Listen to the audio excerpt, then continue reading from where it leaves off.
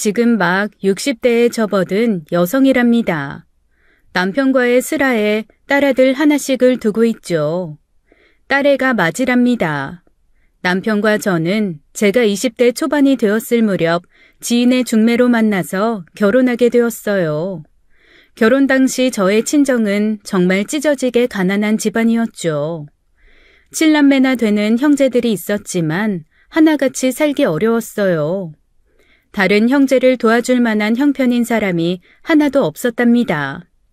다들 자기 입에 간신히 풀칠하는 상황이었으니까요. 그에 비해 남편의 집안은 지방에 땅을 좀 가지고 있는 살만한 집안이었어요. 남편은 아들만 삼형제인 집안의 맏아들이었죠. 남편은 서글서글한 인상에 막힌 곳이 없는 호탕한 성격의 소유자였어요. 누구하고나 잘 어울리는 부침성이 좋은 사람이었답니다. 아무튼 결혼 전에 남편은 누가 보더라도 사람 좋아 보이는 좋은 신랑감으로 보였죠. 저 역시 그런 남편의 모습에 끌려 결혼을 결정하게 되었고요. 그런데 결혼하고 나서 얼마 지나지 않았을 때 남편이 이상하게도 자주 외박을 하더라고요. 남편은 그때 집안의 땅을 관리하면서 적지 않은 규모의 농사일까지 관리하고 있었죠. 본가 일이 많아서 며칠 못 들어오게 됐어. 미리 연락 못해서 미안하고 되도록 집에 들어오도록 할게. 남편 혼자서 집안의 재산과 농사를 다 관리하고 있었으니 그럴 만도 했겠다 싶었답니다. 그런데 그런 식의 외박이 너무 잦은 거예요. 농사와 땅 관리야 밝은 낮에 할 일이지 밤을 새워가며 할 일은 아니잖아요. 이상하다 생각이 들어서 시댁으로 달려갔죠. 걔 집안일에서 손 뗀 지 오래됐다. 우리는 그 녀석 하는 일이 뭔지 아직도 잘 모른단다. 일간 내가 한번 불러서 그게 혼쭐을 내려는 생각이다. 여기도 안 오고 집에도 안 들어간다면 도대체 그 녀석이 어디 있단 말이냐. 애미 너도 모른다니 내가 나서서 알아보아야겠구나. 결국 시댁에서 알아낼 수 있는 것은 하나도 없었죠. 무슨 일인지는 몰라도 시아버님이 남편에게 화가 많이 나 있다는 것을 제외하면 말이에요. 그러니까 농사와 땅 관리를 위해서 본가에서 며칠 밤을 지냈다던 남편의 이야기도 신빙성이 없는 것이었어요. 이제는 어떻게든 남편이 무슨 일로 집에 안 들어오고 밖에서 며칠씩 밤을 지새는지 알아보아야 했답니다. 시댁은 지방의 작은 소도시였어요. 읍내 복덕방이라든지 다방에서 몇 시간만 죽치면 그 지방에 대해서 거의 모든 것을 알게 되는 그런 도시였죠. 저는 이제 갓 태어난 딸을 업고 읍내에 있는 다방에 가보았답니다. 아, 최 선생님이요? 그분 우리 단골이신데 사모님이세요? 그런데 정말 최 선생님 사모님 맞으세요? 그분 재산도 꽤 많은 분이라고 알고 있는데 우리 가게에 외상값이 좀 많으세요. 다방 마담이 남편을 아는지 물어보는 저를 아래 위로 훑어보더군요. 아무래도 손님을 접대하는 직업이다 보니 다방 마담은 세련되고 예뻐 보였어요.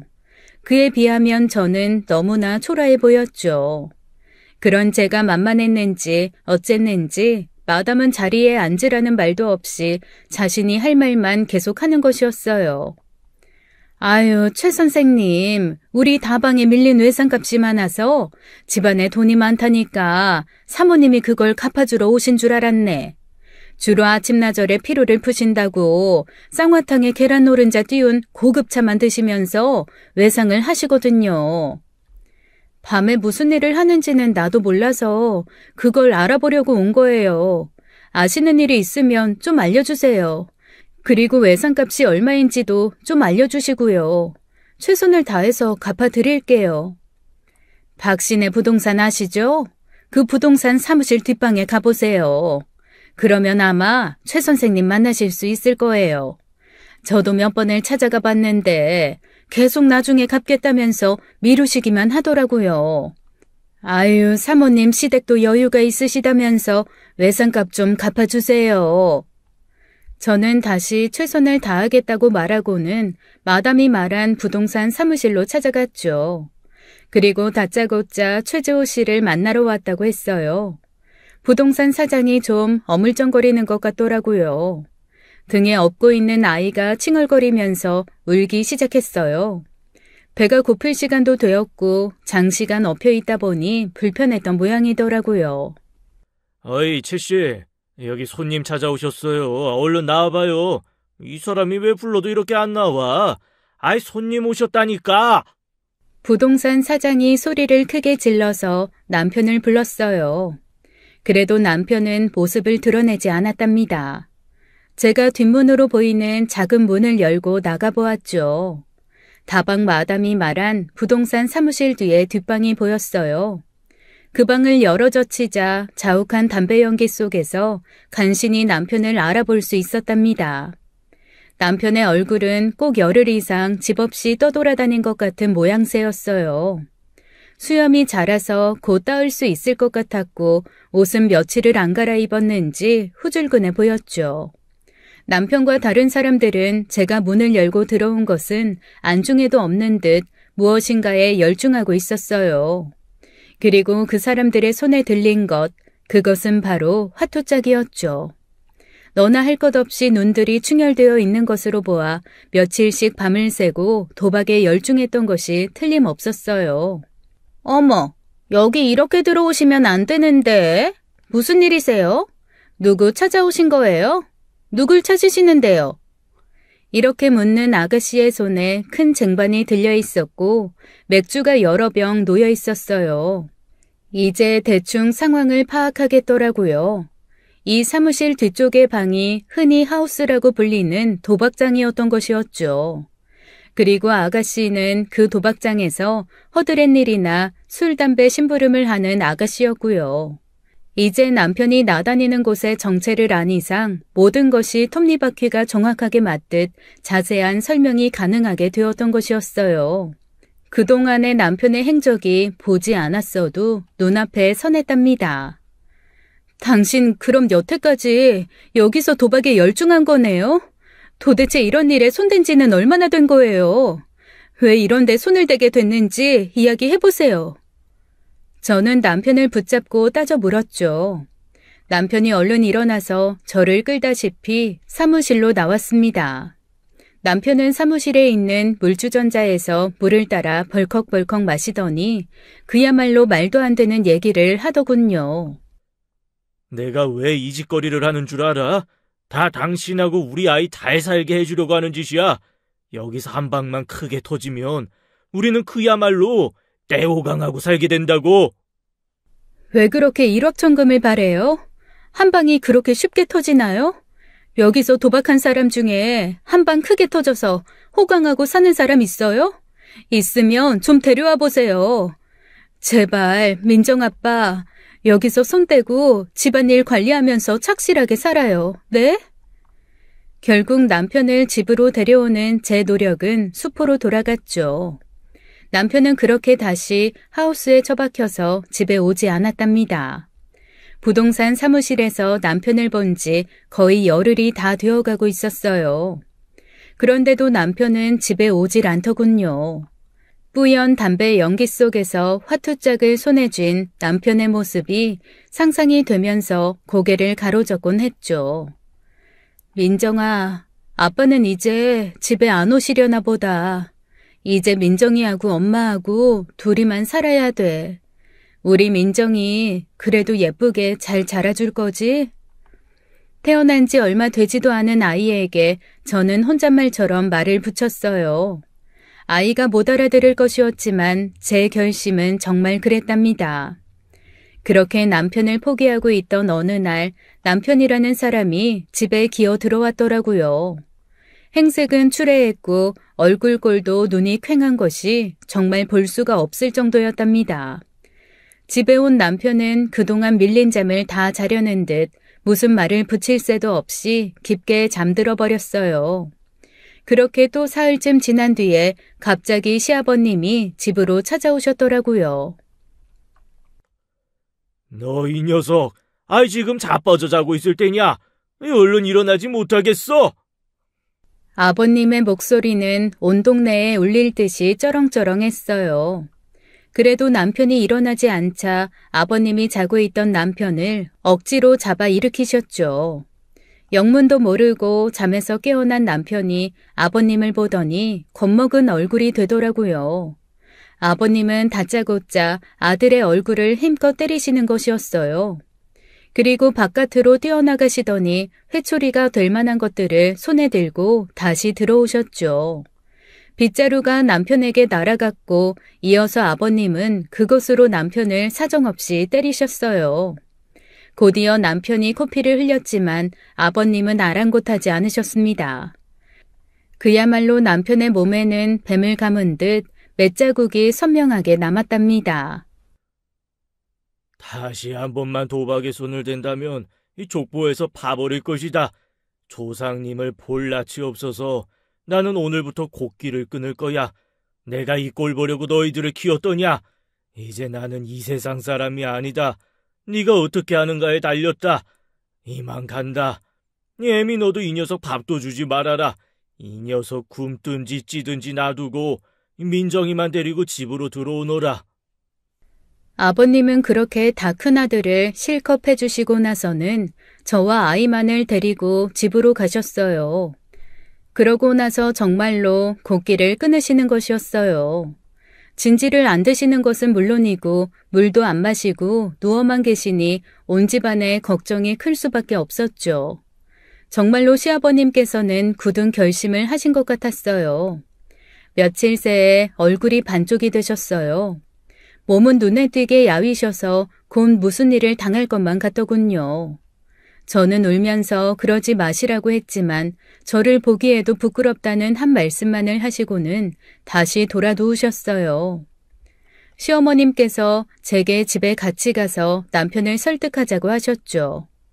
집에 가서 시어머님과 저는 아버님께서 돌아가시게 생겼다고 울며 불며 지금의 상황이 어떤지를 이야기했습니다. 아버지, 제가 잘못했습니다. 지금 벌써 며칠째예요, 아버지. 이렇게 식사 안 하시면 어떡합니까? 다시는 그런 일에 손 안 댈 테니까 제발 이제 일어나셔서 진지 드시고 몸을 추스르세요. 그래도 시아버님은 꿈쩍도 안 하셨어요. 아버지, 정말 아버지가 원하신다면 이 손모가지를 잘라서라도 아버지한테 보여드릴게요. 그러니까 제발 이러시지 마세요. 이러다가 정말 큰일 나세요. 남편이 재차 빌자 드디어 아버님이 말씀을 시작하셨죠.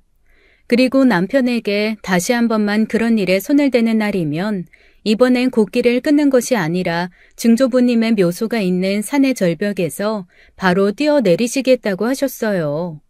아버님은 원래 엄하게 아들들을 키우셨답니다. 아버님의 한마디는 집안에서 거의 하나님의 한마디나 다름없었어요. 몸소하신 말씀은 꼭 실천에 옮기시는 분이라는 것을 너무나 잘 알기에 남편도 어쩔 수가 없는 것 같았죠. 아버님의 그런 결단력 있는 벌이 효과가 있었던지 남편이 얌전해지더군요. 다시 집안의 땅과 농사일을 착실하게 관리하기 시작했어요. 저는 가슴을 쓸어내릴 수 있었답니다. 우리 딸 민정이가 자라서 3살이 될 때까지 남편은 착실했어요.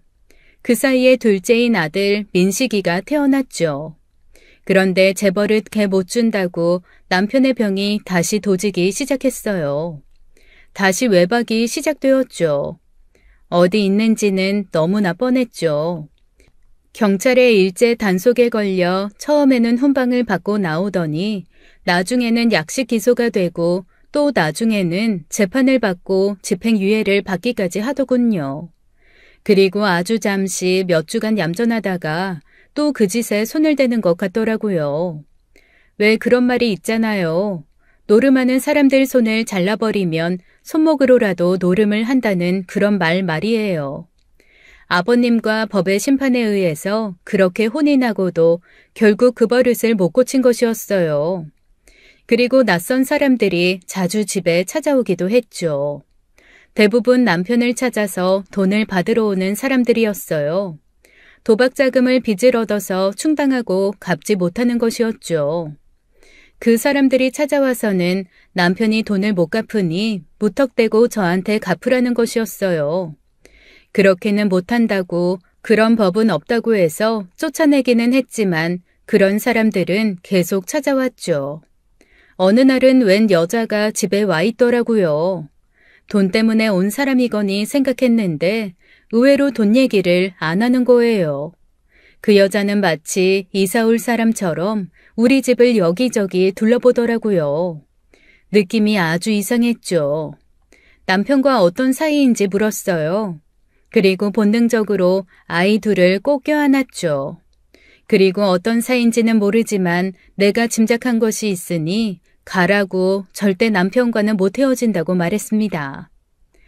어머나?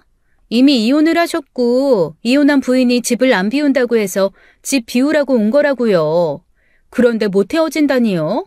아직 이혼을 안 했다는 거예요?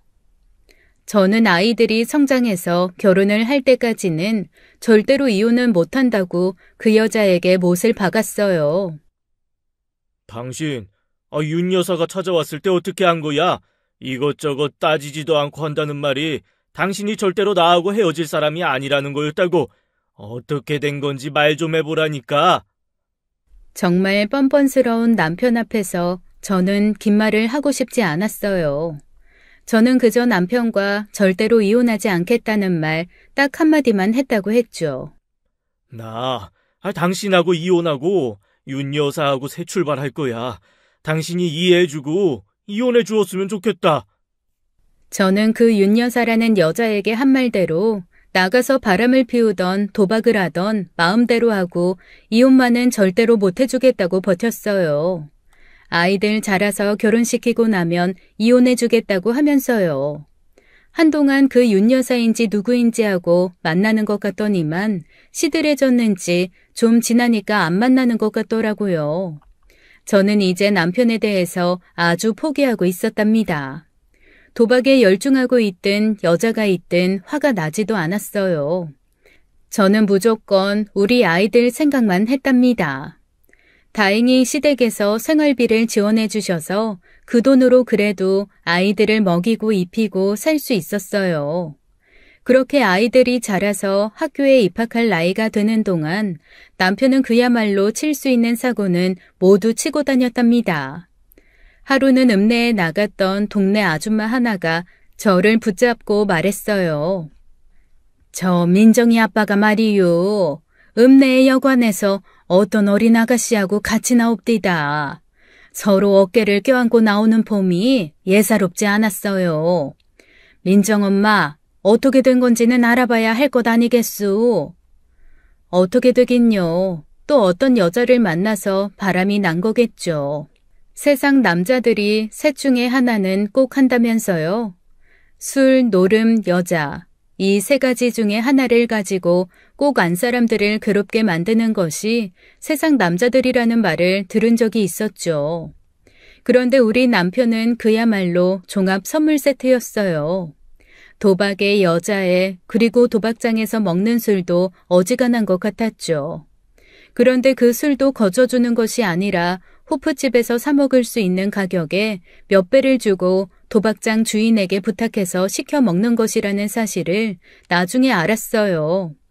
그런데 아이들이 초등학교에 입학하고 나서 큰애가 4학년, 작은애가 2학년이 되었을 때 시댁에서 오는 생활비도 끊어졌습니다. 갑자기 생활비를 끊으시니 저는 당장 살 도리가 없었죠. 아이 둘을 다 데리고 시댁으로 찾아갔어요. 너 잘 왔다. 이 사태를 어쩌면 좋으냐. 네 남편이 우리 집에서 가지고 있던 땅을 몰래 담보로 주고 빚을 얻었어서 땅이 경매에 넘어갔다. 그걸 우리가 다시 낙찰을 받아야 하는데 그럴 돈까지는 없어. 이제 우리 집은 망했다. 망했어. 시댁에서 생활비를 끊은 이유를 이제 알겠더라고요. 시부모님은 그 땅을 낙찰받기 위해 집을 팔아서 줄이시고 그 돈을 가지고 경매에 관여하셨어요. 그런데 결국 그 땅은 남의 손에 넘어가고 말았답니다. 지방 소도시였지만 그 지방의 유지로 나름대로 풍족한 삶을 이어가시던 시댁은 이제 작은 집에서 간신히 연명하시는 처지가 되었죠. 이렇게 되자 시동생 둘이 우선 남편과 연락을 끊더군요. 집안을 망해먹은 형은 형도 아니라는 큰 시동생의 말이 귓전을 울렸어요. 형제들과 모두 손절을 했는데도 남편은 그 버릇을 못 버리더라고요. 여전히 여기저기서 빚을 얻어서 도박에 열중하더군요. 시댁에서 오는 생활비도 끊긴 상황. 그리고 남편이 집에 생활비를 갖다 줄 리도 없었고 이제 저는 혼자이므로 아이들을 키워야 했죠. 안 해본 일이 없었답니다. 남의 집 파출부 일부터 건물 청소부 일까지 마다하지 않고 다 했어요. 엄마, 아빠는 왜 집에 안 와? 다른 집 아빠는 돈 많이 벌어와서 맛있는 것도 많이 사준다던데.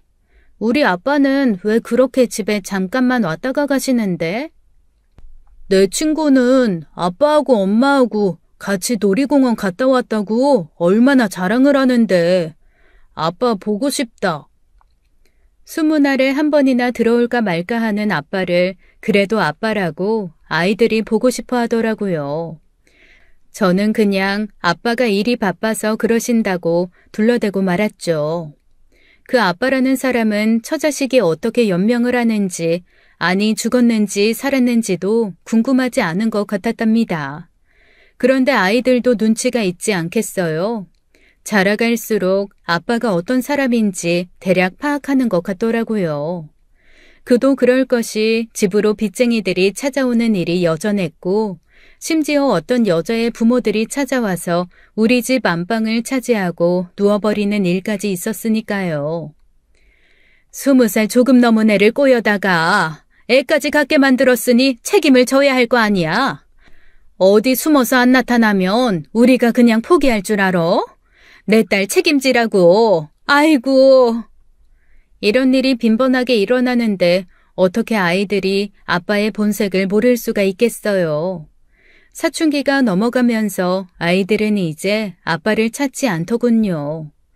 시아버님이 다시 아들을 찾아다가 종아리를 치시고 세상을 버리시겠다고 산으로 향하셨어요. 남편이 또 시아버님을 따라가서 같은 말로 빌었죠. 이번에는 아버님이 각서까지 받으셨어요. 며칠 얌전하더군요. 그리고 또 원래의 모습대로 돌아가는 것이었어요.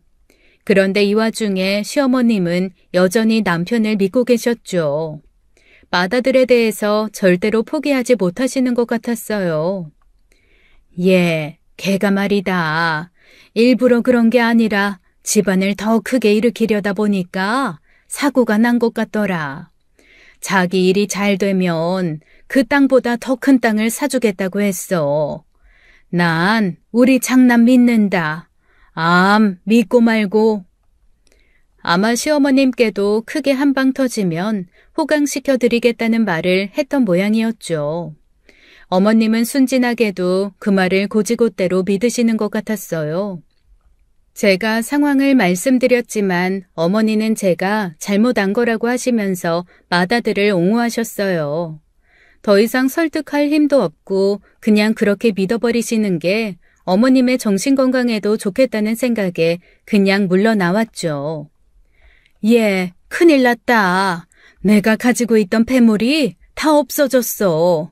그게 그래도 돈으로 따지면 꽤 되는 건데 집안에 도둑이 들었던 것 같다. 이제 우리 집에 남은 것이라곤 그것뿐인데 이 사태를 어쩌면 좋으냐 애미야. 시아버님이 기념일마다 그리고 어머님의 생일마다 크진 않지만 금부치들을 마련해주곤 하셨다죠. 얼마 안 된다고 하셨지만 없어졌다는 물건들을 이리저리 계산해보니 꽤 많은 액수의 폐물들이더라고요. 시동생이 도난 신고를 했죠. 경찰이 출동했고 이리저리 집안을 조사했어요. 외부에서 억지로 침입한 흔적이 전혀 없습니다. 이런 말씀 죄송합니다만 혹시 집안 사람들 중에 어떤 분이 손을 댔을 수도 있겠습니다. 내가 신고를 하면서도 설마 했지만 이럴 수가. 경찰관님들 헛수고하시겠네요. 죄송합니다. 범인이 누군지 이제 알겠어요. 시동생은 그러고 나서 시어머님께 단도직입적으로 말하더군요. 더 생각할 것도 없어요. 외부인 침입한 흔적이 전혀 없다잖아요. 딱 한 사람밖에 그럴 사람이 어디 있어요? 패물이 집안에 있다는 거 알고 있는 사람들은 우리 식구들 뿐인데 우리 식구들 중 하나라면 누군지 뻔하잖아요. 당연히 형이 그랬겠죠. 그랬답니다. 남편의 어머님의 패물에까지 손을 댄 것이었어요. 얘가 정말? 너 지금 네 형을 의심하는 거냐? 걔가 지금 하는 일이 잘 안 돼서 그렇지. 엄연히 네 형이고 우리 집 장남이다. 어디서 버릇없이 함부로 의심을 하고 그런다니? 어서 잘못했다고 하지 못해? 시어머니는 도대체 무슨 근거에서인지 몰라도 남편의 일이라면 무조건 남편을 옹호하셨죠. 아무튼 남편은 이런 식으로 그 아까운 젊은 시절을 다 보내고 있었어요. 그렇게 모진 세월이 흘렀답니다. 아이들이 자라서 큰아이가 대학교 3학년 되던 해에 시댁에서 슬픈 소식이 날아들었어요. 그렇게 제 사정을 이해해 주시고 남편을 바로잡으시려고 애쓰셨던 시아버님께서 돌아가신 것이었죠. 찢어지게 가난해서 어떻게 비벼볼 수도 없는 집안 출신의 제가 마음으로 가장 크게 의지하고 있던 분이었어요. 세상에 하늘과 땅을 바치는 기둥이 2개 있다고 하면 그 하나가 무너져 버린 것 같은 느낌이었죠. 시어머님은 여전히 잘난 장남 타령을 하고 계셨고 시동생들은 우리와 손절하고 집안 모양새가 그야말로 엉망으로 돌아가고 있는 상황에서 당한 일이었습니다. 하지만 그 허전함도 얼른 잊어버리고 아이들을 위해서 또 일을 해야 했죠. 아버님 산소에 사들고 간 국화꽃 다발을 놓고 혼자 엉엉 울다가 내려왔답니다. 그리고 다시 각오를 다졌어요. 아이들 결혼까지만 애써보자. 그리고 저 인간하고는 그때 가서 헤어지자. 그런 생각을 매일 하면서 지냈습니다. 그런데 그 어려운 환경 속에서도 아이들은 착하고 성실하게 잘 자라주었어요. 둘 다 공부도 열심히 잘했어요. 2 아이 다 대학에 한 번에 합격했죠. 대학을 졸업한 후에는 둘 다 그럴듯한 기업에 입사했답니다. 어느덧 제 나이가 환갑 가까이 되었고 아이들은 이제 모두 출가해서 각자 자기 가정을 꾸리고 있었어요. 저는 서서히 지금까지 각오해왔던 일을 시작해야겠다고 생각했어요. 다름 아닌 바로 그 인간과 이혼하는 것이었죠. 아이들도 다 출가했으니 이제 당신 소원 들어줄게요. 나하고 이혼하고 나서 다른 여자를 10을 만나든 20을 만나든 마음대로 하세요. 그리고 도박을 하든 절도를 하든 마음대로 하고요. 이제 드디어 우리가 헤어질 때가 된 것 같네요. 그렇게 쉽게 인연이 끊어지나 어디? 그러면 아이들이 버는 돈 절반은 나한테 보내라고 해. 그러려면 이혼해주지.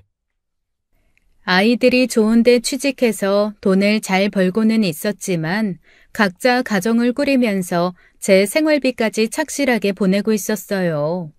그런데 제 생활비의 절반도 아니고 버는 돈의 절반을 보내라니 이 인간이 드디어 정신이 완전히 돌았나 싶더라고요. 당신이 무슨 자격으로 애들한테 돈을 바래요?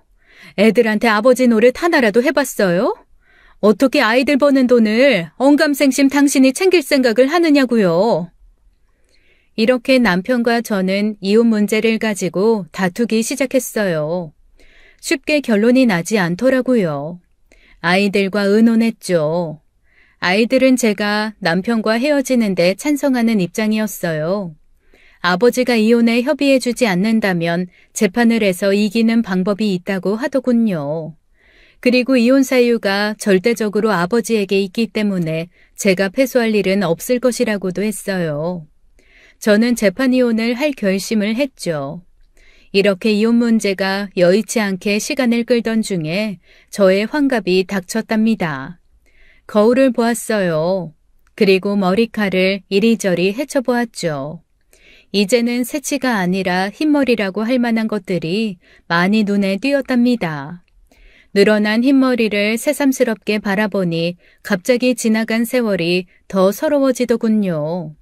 그래서 눈물을 좀 찍어냈어요. 그런데 어느 날 아이들과 며느리, 사위까지 같이 찾아와서는 환갑잔치를 크게 벌이겠다고 하는 것이었어요. 요즘 세상에 누가 환갑잔치를 한다니. 니들 보기에 이 엄마가 그렇게 노인네로 보이니? 그건 환갑 조금 넘으면 죽던 옛날에나 하던 일이야. 그리고 그런 쓸데없는 일에 돈을 왜 쓰니? 나는 환갑잔치 안 하련다. 아이들은 제 반대에도 불구하고 고집을 꺾지 않더라고요. 환갑잔치를 저희들끼리 준비하는 것 같았죠. 아직 노인이라고 할 만하지도 않은데 환갑잔치 자리에 가 앉아있을 생각에 부끄럽기도 했지만 또 아이들이 저를 위해서 성의를 다하고 있다고 생각하니 뿌듯하기도 했어요. 두 가지 생각이 섞여서 착잡하기는 했지만 아이들의 성의를 받아들이기로 결정했죠. 아이들은 장소를 예약한다, 초대장을 만든다, 여러 가지 일로 분주했어요. 그렇게 환갑잔치가 한 달 앞으로 다가와 있었답니다. 딸이 이것저것 이야기할 것이 있다며 집에 왔죠. 딸과 둘이서 호젓하게 저녁상에 마주 앉았어요. 그저 쳐다보기만 해도 배가 부른 우리 아이들이었죠. 내가 요즘 뭘 먹으면 소화가 안 돼서 나는 천천히 먹을 테니까 너나 우선 먹어라. 여기 네가 좋아하는 무채나물 무쳐놨다. 이거 넣고 참기름 떨어뜨려서 비벼줄까? 너 그거 잘 먹지 않니? 딸이 좋아하는 대로 나물을 넉넉히 넣고 고추장에 참기름을 넣어 비빔밥을 맛있게 먹었죠. 그런데 어느 때부터인가 뭘 먹으면 소화가 잘 되지 않았어요. 그래서 굳이 약국에서 소화제를 사오지 않고 병원에 가서 소화제를 많이 처방받아 가지고 왔죠. 그걸 밥 먹고 나서 한 알씩 먹는 것이 습관이 되어 있었어요. 그런데 그 비빔밥이 좀 매웠던지 그날은 속이 견딜 수 없이 쓰리더군요. 딸이 돌아간 다음에 소화제 몇 알을 더 챙겨 먹었지만 그 증상이 가라앉지 않아서 잠을 설쳤어요. 그리고 다음 날 날이 밝고 병원 문 10시간이 되자마자 병원으로 찾아가서 의사에게 증상을 말했죠. 의사가 아주 여러 가지를 물어보더라고요. 환자분, 아무래도 여기서는 더 자세한 것을 알 수 없겠습니다. 대학병원에 가보세요. 그래서 정밀 검사를 받아보십시오. 이런 동네 병원에서 다룰 일 아닌 것 같습니다. 저는 소화 좀 안 되는 걸 가지고 무슨 대학병원까지 가라고 하나 싶었지만 소화가 안 되는 증세가 계속되자 의사의 말대로 대학병원에 가보자고 마음을 먹었어요. 예약이 밀려서 한참 만에 가게 된 대학병원에서 이것저것 검사를 받았습니다. 그리고 그 대학병원으로부터 정말 기절할 만한 이야기를 들었답니다. 위암이라는 것이었어요. 그것도 이미 진행이 많이 된 3기 위암이라는 것이었죠. 치료를 받으면 나을 수 있느냐는 저의 물음에 대학병원 의료진은 최선을 다해보겠다고 하더군요. 그래서 저는 아이들도 남편도 모르게 혼자서만 알고 치료를 시작했어요. 항암 치료를 위해서 며칠씩 입원을 해야 할 때면 친구들과 병원을 간다고 아이들에게 핑계를 대곤 했죠. 그렇게 대학병원으로 치료를 받으러 오가던 중에 정말 반가운 사람 하나를 우연히 만나게 되었답니다. 저기요. 혹시 고양이... 야, 이게 누구야? 아유, 어떻게 이런 데서 다 만나니? 그동안 어떻게 지냈어? 이 시집 가고 나서는 한 번도 못 봤지 아마. 정말 반갑다. 제가 고향 마을 이름을 입에 담기도 전에 상대방이 저를 알아보았죠. 제가 우연히 만난 그 사람은 제 고향 마을에 살던 저보다 나이가 몇 살 위인 동네 오빠였어요. 오빠도 저도 정말 반가웠죠. 저는 왜 병원에 오게 되었는지 설명했어요. 오빠는 오랜만에 만났는데도 진지하게 제 걱정을 해주더군요. 그리고 또 의외의 말을 들을 수 있었어요. 저의 주치의가 그 동네 오빠와 친구라는 것이었죠. 너 네가 내 첫사랑인 거 아니 모르니? 너 때문에 내가 한동안 가슴앓이를 했었지. 지금까지도 많이 생각했고. 그러니까 그렇게 한눈에 알아봤지. 그런데 그렇게 많이 아프다니, 이 걱정이구나. 내가 친구한테 얘기해서 특별히 신경 좀 써달라고 할게. 저는 굳이 그럴 필요 없다고 했지만 오빠는 제가 보는 앞에서 제 주치의에게 전화를 걸어서 특별히 저를 보살펴달라고 부탁을 하는 것이었어요. 우리는 병원 안에 있는 한 카페에서 오래 이야기를 나누었죠. 어렸을 때 이야기를 하다 보니 마치 어린 시절로 되돌아간 것 같은 느낌이었어요. 그렇게 한동안 즐겁게 얘기를 나누고 나서 오빠와 저는 연락처를 교환하고 헤어졌죠. 그런데 이혼하자고 선포를 해놓은 상태인데도 불구하고 이 몹쓸 인간이 또 사고를 쳤더군요. 오빠를 만나고 돌아온 지 며칠 안 돼서 집으로 아파트를 압류하겠다는 통지가 날아온 것이었어요. 당신이 이혼을 하자고 하니, 혼자 살 수도 없고 해서 여자 하나 사귀었는데, 그 여자가 글쎄 사기꾼이었더라고. 집에 부모님이 모두 아파 누워 계시는데 돈이 없어서 손을 못 쓰고 있다는 거야. 그래서 얻을 수 있는 빚을 모두 얻어서 도와주었는데 가지고 가더니 연락이 끊겼어. 아주 코스모스같이 여리여리하고 약해 보여서 정말 동정심이 갔었다. 어쩔 수 없는 일이었어. 그 코스모스인지 장미꽃인지를 찾아보라고 큰 소리를 냈죠. 그런데 아무리 찾아도 찾을 수가 없다는 것이었어요. 고향집에 가보아도 부모님도 그 여자도 없더라는 것이었죠. 저는 지금까지 쌓인 화가 다 폭발하는 느낌이었어요. 무조건 손에 잡히는 대로 물건을 들어서 남편에게 던졌죠. 그릇이 깨지고 방석이 날아서 터지고 집안은 그야말로 폭격을 맞은 것 같이 되고 말았어요. 남편 놈은 그런 저에게 잠깐 당하고 있더니 어디로 내빼버렸죠. 저는 그 엉망진창 속에서 울고 또 울었답니다. 내 팔자가 왜 이리 셀까 싶은 생각이 저절로 들었어요. 내가 태어나서 누구한테 크게 잘못을 한 일이 없는데 왜 자꾸 나한테 이런 시련을 주실까 하늘이 원망스러웠죠. 그리고 아파트를 압류하겠다는 그 통지에 저는 그냥 절망에 빠지고 말았습니다. 살고 싶은 생각도 없었어요.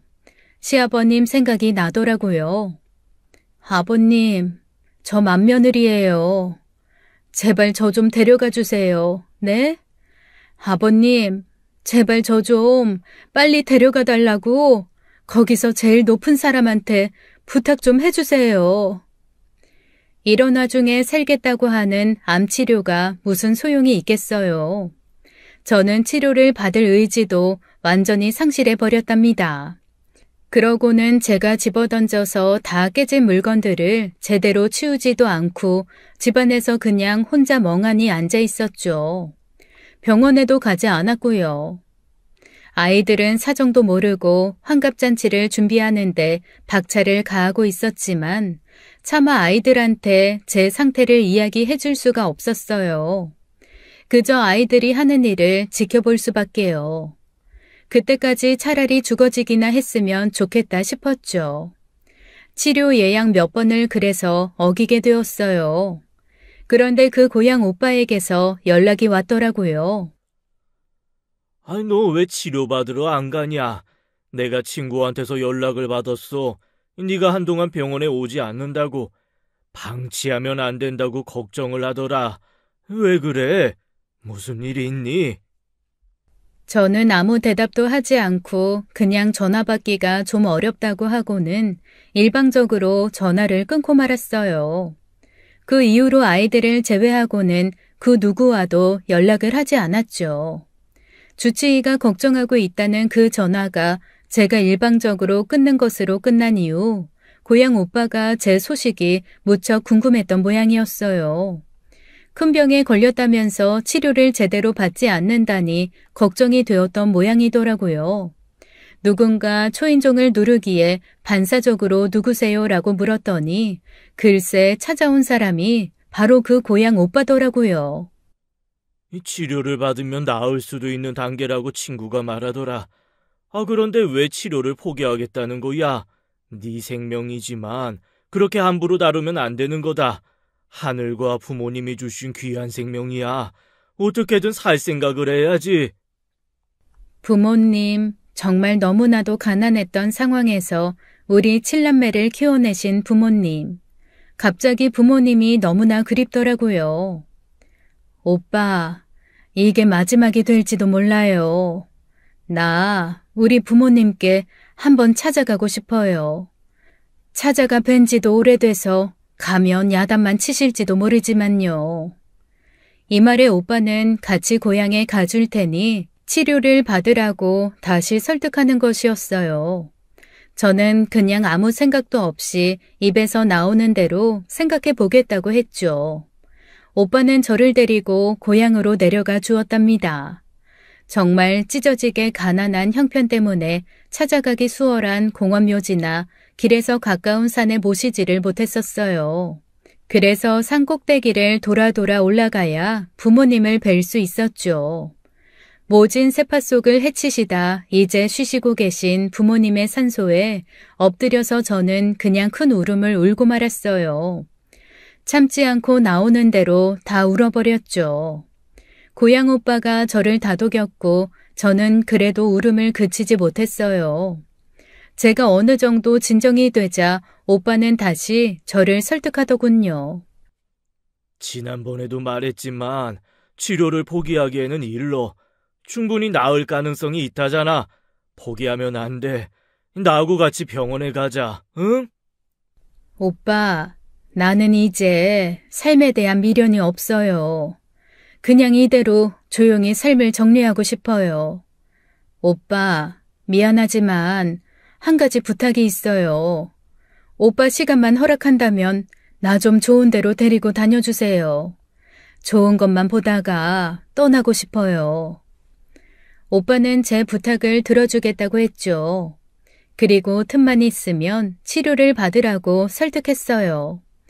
이곳저곳 좋은 곳으로 여행을 다녔답니다. 우리 고향에서 멀지 않은 곳에 벌교라는 곳이 있어요. 어떤 유명한 소설의 배경이 된 마을이라지요. 꼬막이 많이 난다는 마을답게 꼬막 요리를 파는 곳이 많더군요.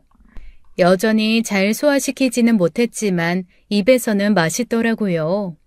넓은 뻘이 있었고 거기서 꼬막도 나고 각종 먹을거리가 난다고 했어요. 그리고 경치가 좋아 7가지 보석이라는 뜻의 칠보라는 마을도 다녀왔죠. 어리굴젓을 담그듯이 게살을 가지고 어리게젓을 담그더군요. 그 어리게젓의 맛은 아마 죽어서도 잊지 못할 거예요.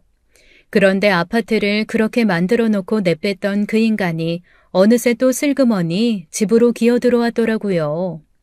저는 남편놈이 있건 말건 제 마음대로 행동했어요. 돈 한 푼에 벌벌 떨면서 동네 시장이랑 일하는 데 말고는 다녀보지도 않던 제가 집을 나가서 여러 날을 비우기도 하는 등 안 하던 짓을 하니까 이 인간이 이상하다는 생각을 했던가 봐요.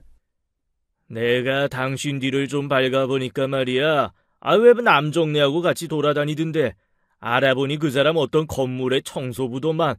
겨우 청소부하고 외도하느라고 나한테 이혼하자는 거였어? 재판은 내가 걸어야 할 판이야.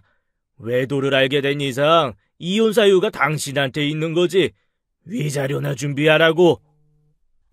오빠가 청소부였다? 저는 처음 듣는 말이었어요. 그간 몇 번 오빠더러 뭐해서 먹고 사느냐고 물었지만 그때마다 말을 돌리기에 그럴 만한 사정이 있겠거니 하고 물어보지 않았었거든요. 청소부건 뭐건 멀쩡한 남편 놔두고 외간 남자와 외도를 했다는 건 부인 못하겠지. 눈 감아줄 테니 애들한테도 도움을 청해서 1억만 만들어 와봐. 그러면 외도도 눈 감아지고 이혼도 해줄 테니까 그 다음에 그 청소부인지 뭔지 아는 놈하고 잘 살아보라고. 1억이요? 기가 막혀서 1억이 아니라 100만 원도 없어요. 그리고 내가 왜 당신한테 돈을 줘야 하는지 모르겠네요. 나 그 오빠하고 당신한테 비난받을 만한 짓 한 적 없어요.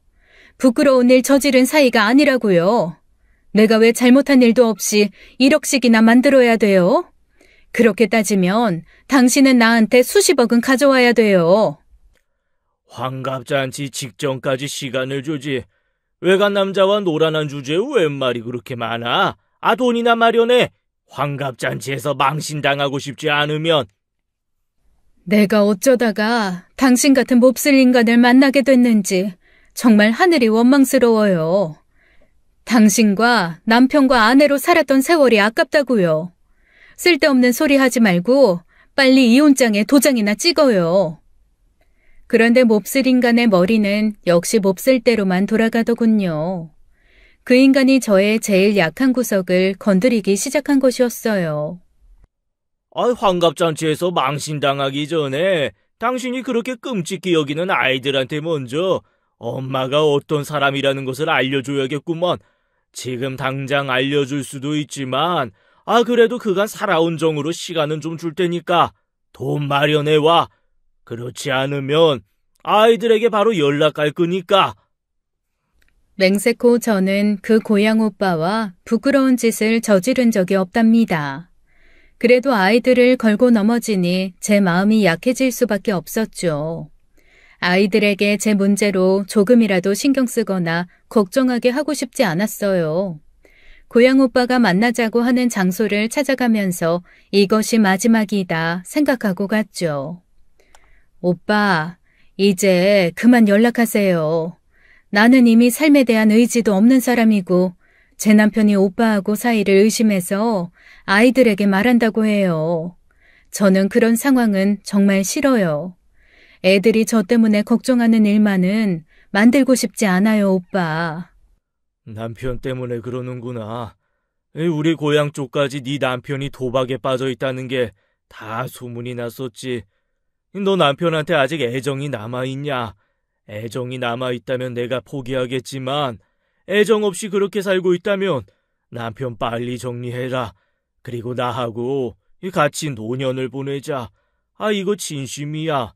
남편을 정리하는 일 내가 도와줄 수도 있고.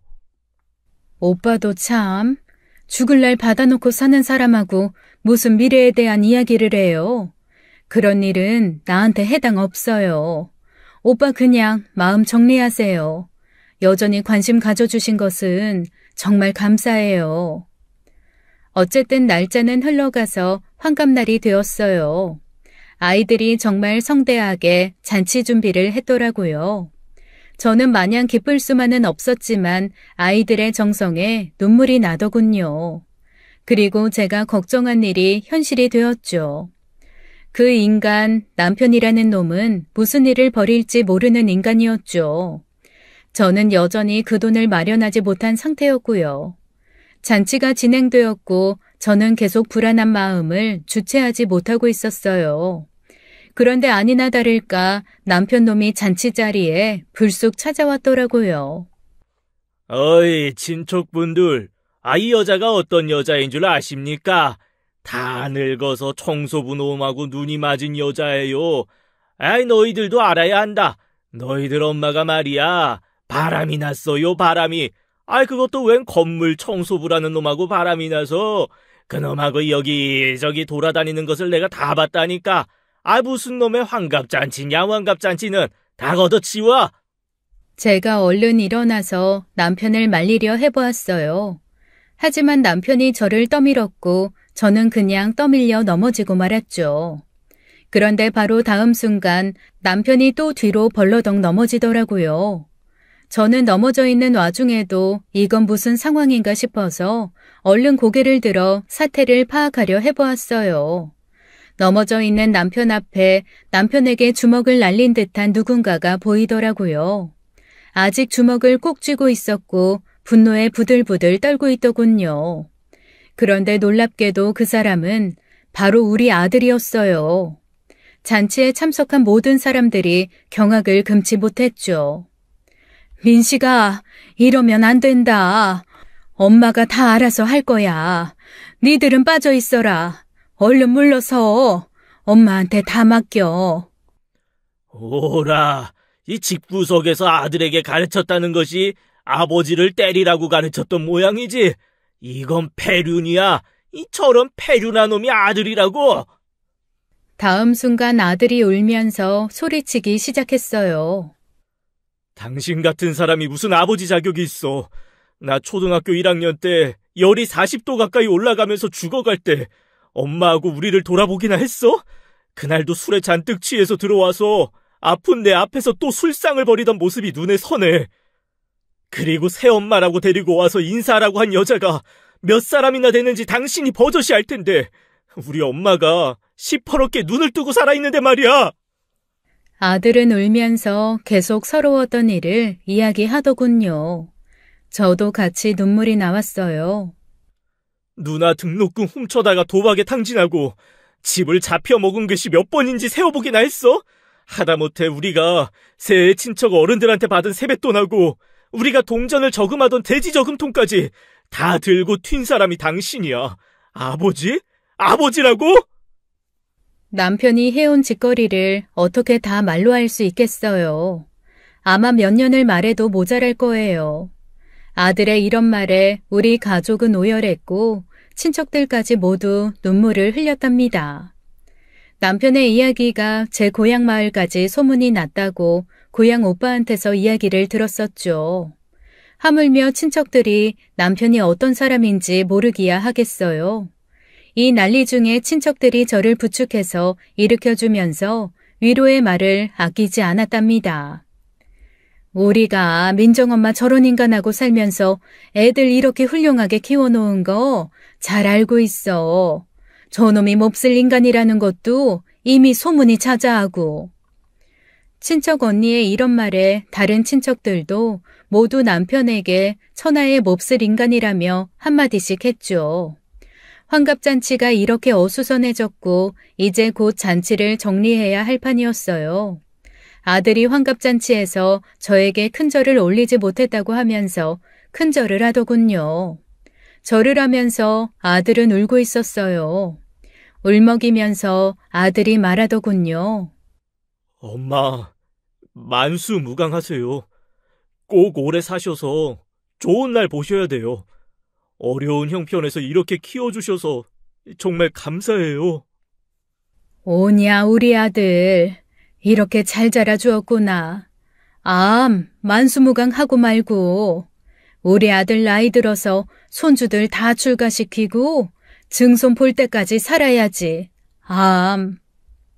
이런 아들과 저의 대화를 듣고 많은 친척들이 눈물을 흘렸어요.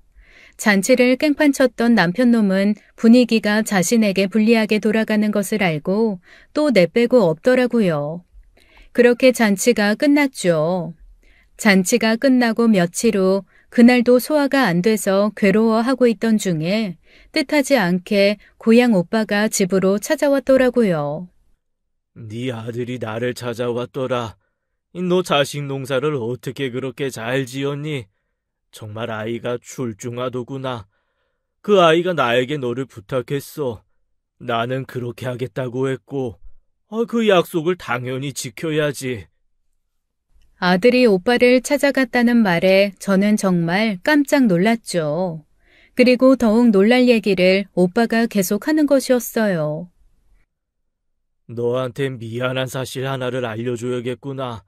네 아들이 나를 찾아왔을 때 나는 어떻게든지 너를 치료받게 하고 싶어서 네가 암에 걸렸다는 사실을 말해주었다. 네 아들이 내 앞에서 가슴을 쥐어뜯으며 울더구나. 이래도 치료를 안 받겠냐? 네가 일찍 눈을 감아서 가장 슬픈 사람이 누구겠어? 바로 네 아이들 아니겠니? 그 생각을 해야지. 저는 오빠의 이 말을 듣고 아들이 환갑잔치에서 큰절을 할 때 울면서 만수무강하시라고 한 이야기의 뜻을 이해할 수 있었어요. 그렇게 죽음을 기다리고 있는 엄마에게 절을 하면서 만수무강하시라고 말하며 피눈물을 흘렸을 아들의 마음이 짐작되었죠. 그런 아들의 마음을 생각하자 제 눈에서도 피눈물이 흘렀답니다.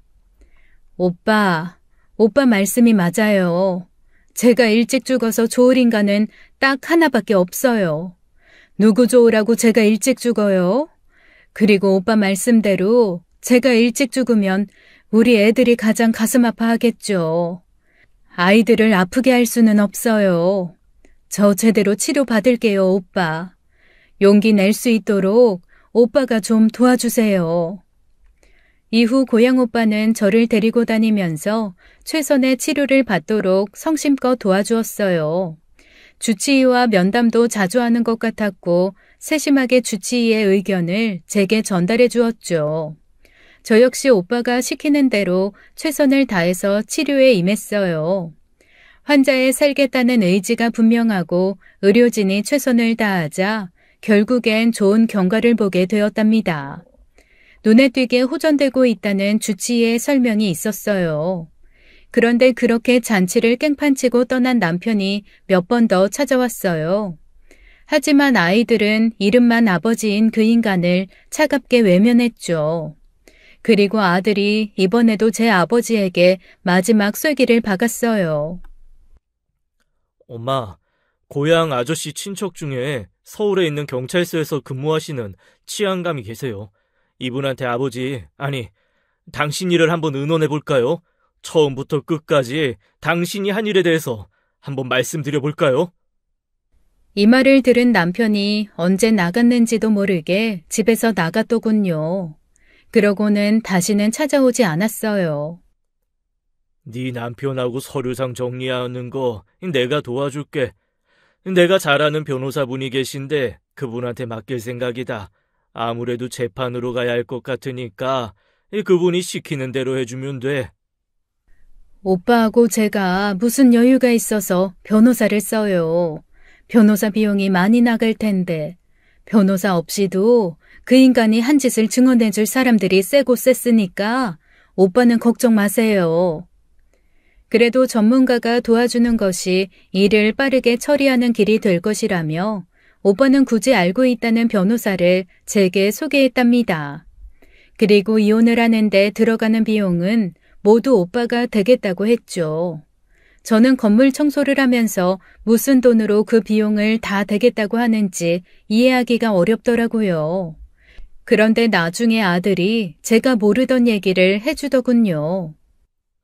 엄마, 아버지가 잘못 알았던 거예요. 그분 청소부 아니세요. 그 건물이 공장 건물인데 그 건물을 세우고 공장을 입주시킨 분이 그 고향 아저씨세요. 그 아저씨는 자신이 사장이지만 아침 일찍 출근해서 공장 주변을 손수 청소하신다는 거예요. 직원들이 퇴근한 후에도 뒤처리 스스로 하시고요. 그래서 아버지가 청소부로 오해를 했더라고요. 남편이라는 자가 버티는 바람에 결국 이혼 문제는 재판까지 갔어요.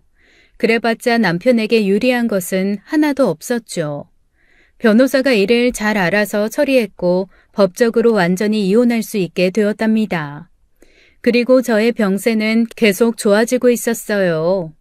저는 잠시 삶을 포기하려 했던 저 자신에 대해서 반성하고 있답니다. 세상에 그 무엇과도 바꿀 수 없는 우리 아이들, 그 아이들 가슴에 못을 박으며 일찍 떠나려고 했던 저 자신이 정말 후회스럽더라고요. 이혼을 하고 나니 정말 날아갈 것 같더군요. 새 삶이 제 앞에 와 있는 것이었어요. 고향 오빠는 제 곁에서 저를 잘 보살펴주고 있답니다. 아이들은 저와 오빠에게 빨리 정식으로 결혼하라고 했죠. 우리도 그럴 생각이지만 왜 젊은 애들이 하는 것처럼 연애 시절을 길게 갖는 것도 좋을 거라 생각했어요. 그래서 알콩달콩한 연애 시절을 보내고 있답니다. 이제 곧 정식으로 결혼할 거고 저와 우리 아이들의 앞날에는 이제 거칠 것이 없었어요. 앞으로 행복하게 살면서 그간 겪은 모진 세월을 보상받아야죠. 우리 아이들이 출가해서 잘 사는 것처럼 저도 이제 잘 살 거예요. 여러분들의 응원이 필요하답니다. 저의 새로운 삶을 응원해 주실 거죠? 사연 들어주셔서 감사합니다. 지금까지 사연 읽어주는 남녀였습니다. 끝까지 시청해주신 여러분 감사드리며 저희는 다음 사연으로 돌아올게요. 감사합니다.